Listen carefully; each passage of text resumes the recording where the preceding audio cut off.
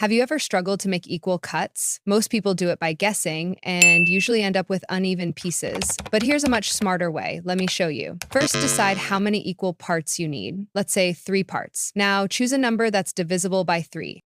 We'll use 21. On your ruler or scale, place one side at 0 and the other side at 21. Now, divide that line into 3 equal sections: 7, 14, 21.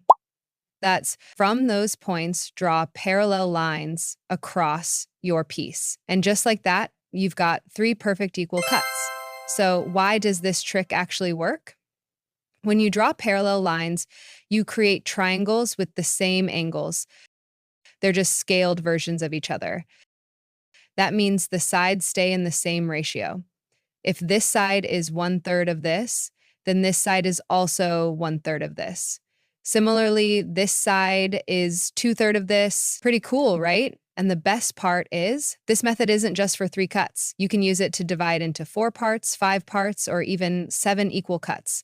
Next time you need equal divisions, don't guess, use this simple geometry trick and you'll always get it right.